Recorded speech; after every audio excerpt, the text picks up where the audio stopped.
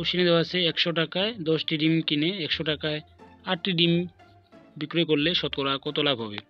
তো এটা ছিল কোশ্চেন। তো এটা আমরা কীভাবে সলিউশন করব চলেন দেখে আসি।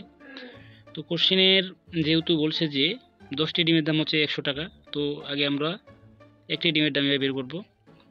তো লিখব যে 10টি ডিমের ক্রয় মূল্য, তাহলে 10টি ডিমের ক্রয় মূল্য করছিল কত, 100 টাকা। অতএব একটি ডিমের ক্রয় মূল্য তাহলে হবে 100/10, তাহলে আসতেছে 10 টাকা। তাহলে একটি ডিমের ক্রয় মূল্য আসতেছে 10 টাকা। তো আবার কোশ্চেনে বলছে যে 100 টাকায় 8টি ডিম বিক্রি করলে, মানে 8টি ডিমের দাম 100 টাকা বিক্রি করছে।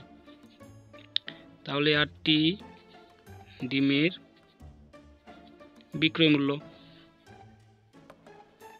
তাহলে 8টি ডিমের বিক্রয় মূল্য কত করছিল, 100 টাকা। অতএব একটি ডিমের বিক্রয় মূল্য হবে 100/8, তাহলে 4 2 8, 4 25 100, মানে 25/2 টাকা। তাহলে এখানে লাভটা এখন বের করব।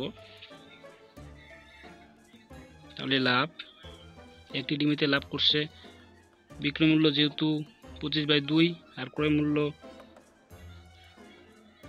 10, তাহলে এটা লসা করলে হবে 2 মানে 25, এখানে আসতেছে 20, উপরে আসতেছে 25 থেকে বাদ দিলে 5 আর নিচে 2, তাহলে 5/2 টাকা হবে একটা ডিমেতে লাভ।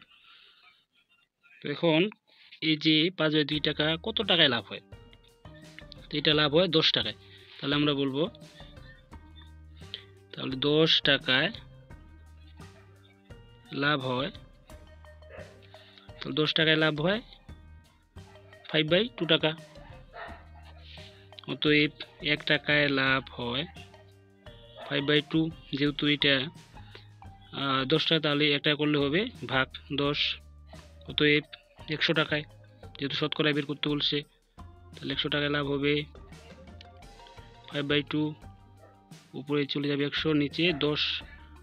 তাহলে এটা ক্যালকুলেশন করলে হবে, এই যে 5 2 10 আর 2 2 4, তাহলে 4 25 100, তাহলে 25%, মানে 100 টাকায় 25 টাকা। তাহলে এটা যেহেতু শতকরায়, তাহলে আমরা বলতে পারবো যে 25% লাভ। তো এটাই উত্তর। ধন্যবাদ।